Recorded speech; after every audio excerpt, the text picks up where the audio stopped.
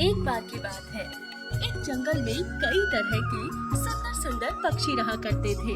वे सभी पक्षी आपस में मिलजुल कर बहुत प्रेम से रहते थे। सभी पक्षी सुबह सवेरे दाना लेने चले जाते और शाम ढलने पर दाना पानी लेकर अपने अपने घोंसलों को लौट आते थे। उसी जंगल में एक चार्ली कौवा भी रहता था। चार्ली बहुत ही आलसी और धोखेबाज किस्म का कौवा था।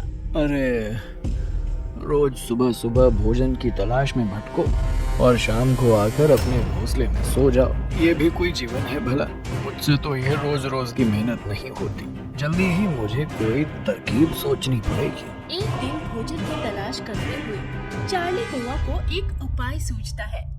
वो देखता है कि सामने मिनी कोयल अपने आम के पेड़ पर बैठी मीठे मीठे गीत गा रही है। आम से लदा पेड़ देखकर चार्ली की आंखों में लालच भर आता है।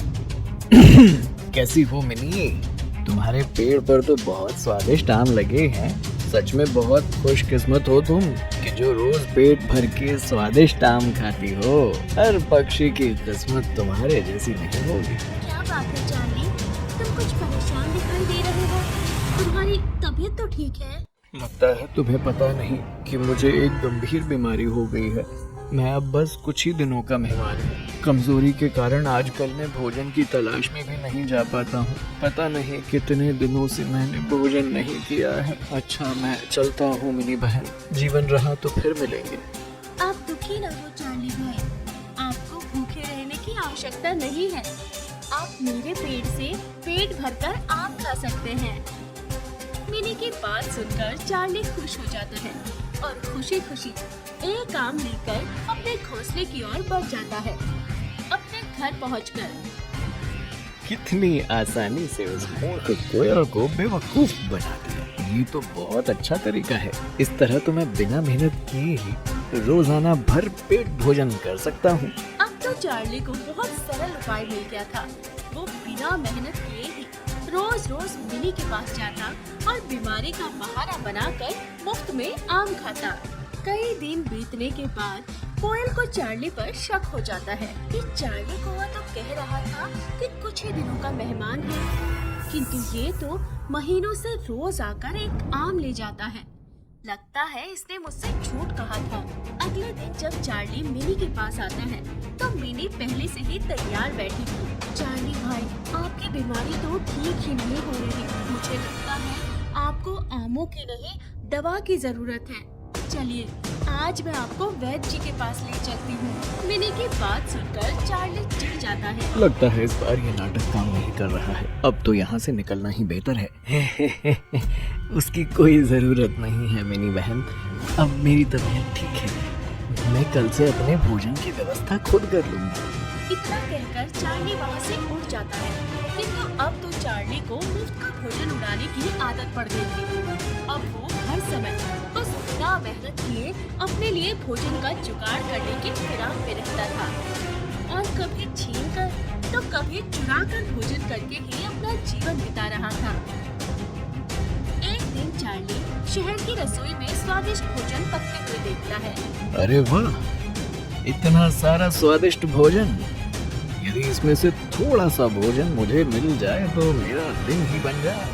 ऐसा सोचकर चार्ली कौवा रसोई के पास जाकर काव काव करने लगता है। अरे, लगता है बेचारा कौवा बहुत भूखा है। मैं इसे एक रोटी दे देता हूँ। रसोइया कौवा के लिए एक गर्मा गर्म रोटी खिड़की के बाहर रख देता है, किंतु लालची चार्ली अभी भी भोजन को लगातार घूरे जा रहा था। अरे, इतना सारा स्वादिष्ट भोजन देखने के बाद रोटी कौन खाएगा? मुझे तो गर्म गर्म मांस की महक आ रही है और मुंह में पानी भर रहा है। रोटी देने के बाद भी चार्ली की काव काव से रसोइया परेशान हो जाता है और एक डंडा लेकर चार्ली की ओर दौड़ता है।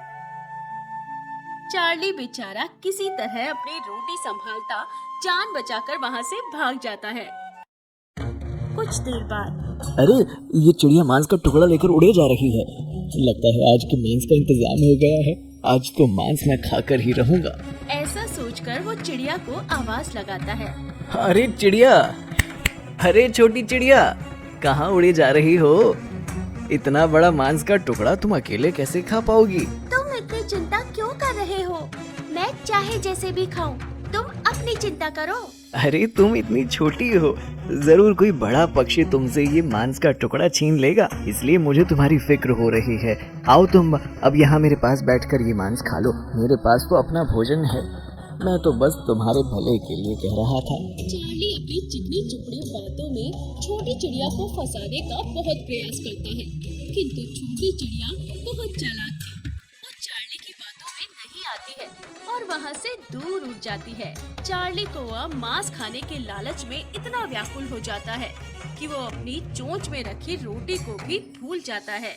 अभी मैं इस रोटी को यहीं छोड़ देता हूँ, पहले इस चिड़िया से ये मांस का टुकड़ा छीन लेता हूँ, उसके बाद ही आज पेट भरकर भोजन करूँगा। इतना सोचकर वो गुस्से में छोटी चिड़िया के पीछे भागता है।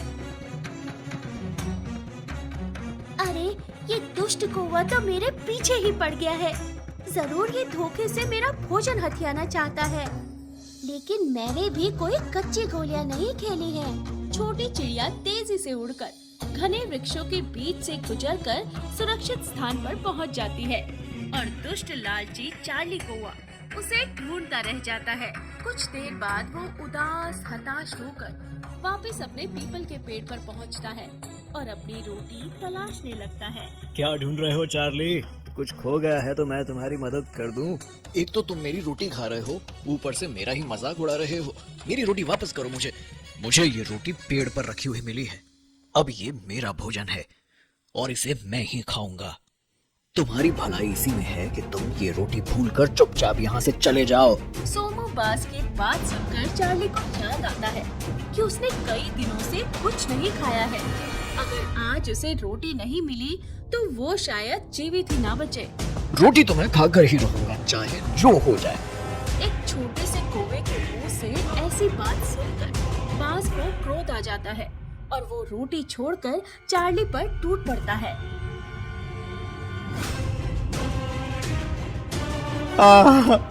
इस दुष्ट बाज ने तो अपने जहरीले पंजों से मुझे बिल्कुल लहूलुहान कर दिया है। लगता है आज सच में मेरे जीवन का आखिरी दिन है। वो प्यास से व्याकुल होकर और जख्मी अवस्था में किसी तरह मिनी कोयल के पास पहुंचता है। मिनी बहन, आप तो बहुत अच्छी और दयालु हो। आपने बुरे वक्त में मेरी बहुत सहायता की थी। आज सच में मैं बहुत बड़ी मुसीबत में हूँ। कृपया करके मेरी मदद कर दो और मुझे खाने के लिए कुछ दे दो, वरना मेरे प्राण निकल जाएंगे। देखो चार्ली, एक बार तुम मुझे बेवकूफ बना चुके हो, लेकिन अब मैं दोबारा तुम्हारी बातों में नहीं आने वाली। तुम चाहे जितना भी नाटक कर लो, लेकिन अब मैं तुम्हें मुफ्त में कोई भोजन नहीं देने वाली। तुम्हारे लिए अच्छा यही होगा कि तुम यहाँ से चुपचाप चले जाओ। नहीं नहीं मिनी बहन, मैं झूठ नहीं बोल रहा हूँ।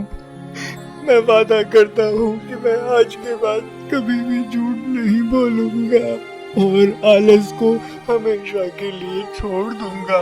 लेकिन भगवान के लिए आखिरी बार मेरी मदद कर दो और मुझे खाने के लिए कुछ दे दो, नहीं तो आज सच में मेरे प्राण निकल जाएंगे। बड़े बेशर्म हो चार्ली, तुम्हें मैंने स्पष्ट शब्दों में मना कर दिया, उसके बाद भी यहाँ से जाने का नाम नहीं ले रहे हो। तुम मरो या जियो, मुझे उससे कोई मतलब नहीं। मैं यहाँ से जा रही हूँ।